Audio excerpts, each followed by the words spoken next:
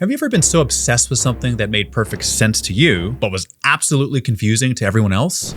A few weeks ago, when I walked into our gaming hall, I saw thousands of miniatures on display, all set up in preparation for a massive battle. But the moment I took it all in, I saw for what it was. Obsession. Warhammer 40k is a tabletop miniature wargame where wargamers command armies with about 30 miniatures per side. By contrast, this battle I walked into had a single unit of 300 orcs battling 200 berserkers. And this was just one small section out of multiple tables which combined into one massive war. The thing about wargamers is they don't just collect 30 miniatures for an army, it's more like 100, because, you gotta have options. And it's not enough to collect just one army. More commonly, you'll find they possess multiple armies. And in this video, I'll explore the idea of how wargamers mask their obsession through the hobby of painting and collecting miniatures. And I'll do this by examining my friend Kyle and his mega orc army. Sponsored by Wayland Games, but more on that later. Obsession is defined as an idea or thought that continually preoccupies or intrudes a person's mind. A prime example of this happened October 3rd, 2025. Hordes of fans waited hours in line when Target held a midnight album release party for The Life of a Showgirl. This has become the tradition for Swifties all over, and it marks Taylor Swift's 12th studio album. But this isn't anything new, right? Fans have been known to camp out in line for up to 2 weeks before a new Star Wars film is released. But this only applies to fandom. Surely this doesn't happen in real life. Meet Kyle, a wargamer who collects orcs.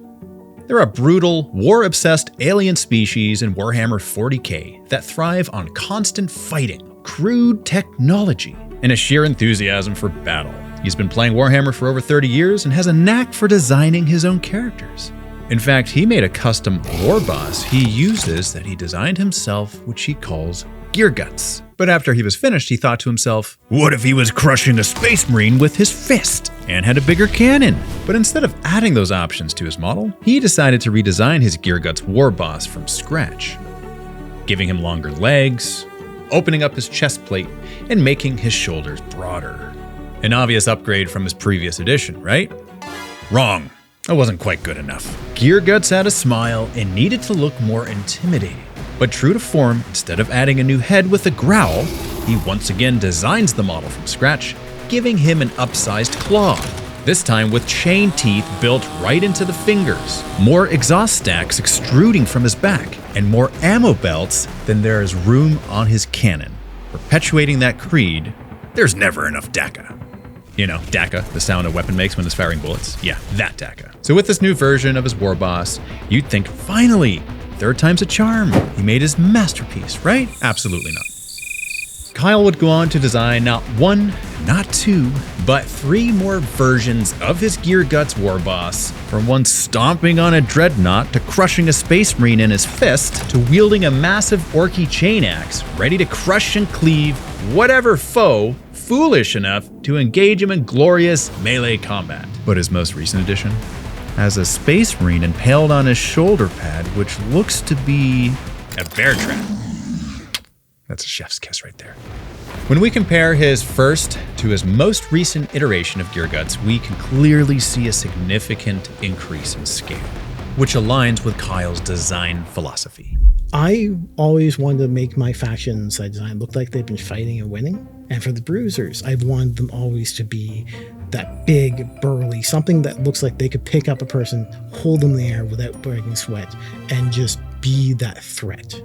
But wait, this is actually sounding more like passion than it is obsession. Passion is defined as an intense desire or enthusiasm for something, or in other words, deep care. If you deeply care about something, chances are you're going to take action to make something happen for it. Take Titans, for example. Kyle loves Titans.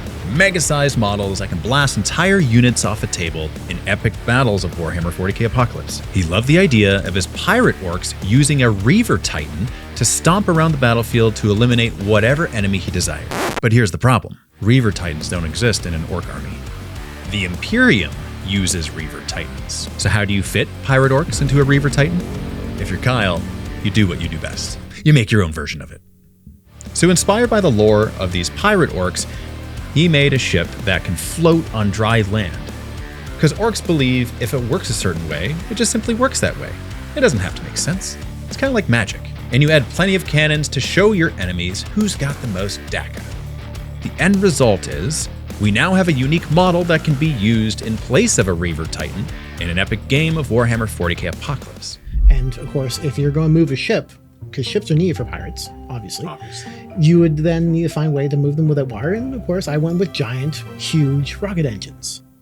A prime example of a hobbyist passionate about their creation. Passion inspires creativity and can make one resourceful.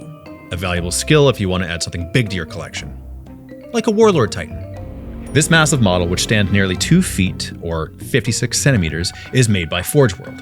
It's heavy, it's rare, and it's impressive. However, in spite of its positive attributes, it's one of the most expensive models produced by Games Workshop and prevents many wargamers from acquiring one for themselves.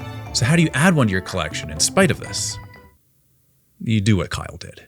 Using a combination of cardboard and containers of chocolate, he made this mega-sized Orky Titan from scratch. Building models like this is a popular hobby within the wargaming hobby and encourages out-of-the-box thinking on many levels. Take this massive model, scratch-built by another orc enthusiast, Scratch Passion. He spent hundreds of hours planning, building, and painting using all sorts of parts, including bits from old electronics to achieve his unique model. And on a side note, I couldn't help but ask Kyle this. There's another channel called Scratch Passion, and he custom made a big, massive, like, prime orc, bigger, like a Titan-sized orc. Yeah. Okay, and his goal was to make the biggest scratch-built orc on the planet. Is he still the reigning champion? Well, I mean, if it's just an orc, yeah, but I mean, this is a mech. I mean, yeah, its heads come off. A fair answer. Which reminds me of Henry Cavill's response to the question he was posed who would win in a fistfight between him and Ben Affleck when he was promoting Batman v Superman. Hopefully I'd never have to fight him. I mean, he's a big dude. And he's got a big head. He does. Like, hitting that would hurt. Sometimes the best response is a non-response. Now, before I explain how wargamers mask their obsession by painting and collecting miniatures, I've got to address the elephant in the room. It's one thing to be passionate about one's hobby, but it's another to be obsessed with it, because that could lead to some undesirable outcomes. Like when collecting turns into hoarding. Heidi Klum has over 2,000 pairs of shoes. Probably like 2,000. Does that sound horrible? Johnny Depp has a collection of bones and Barbie dolls he claims he got for his daughter and uses them to get into character practicing different voices. Not as much as I used to, let's say. Yeah. This might not seem too bad, but what happens when hoarding evolves into health hazards?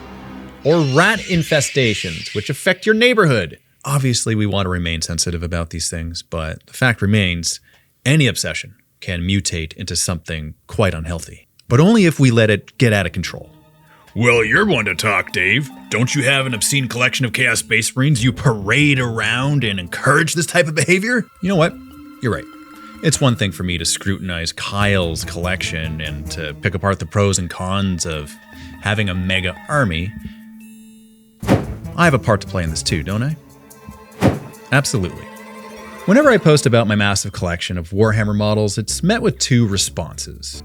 It's either, wow, that's amazing! This makes me want to collect models too. Or it's, I can't believe you're posting this. It is irresponsible. You could pay for food for a small country with a collection that big. Shame on you. But for those who know me, know that I collect miniatures as part of my business.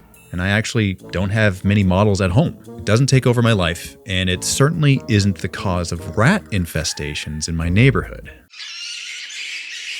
I've been acquiring my collection for a couple decades now, and it serves as a way to advertise my business, which promotes the wargaming community and the enjoyment of this hobby. If I wanted to add more Warhammer miniatures to my collection, Wayland Games is my go-to option for this.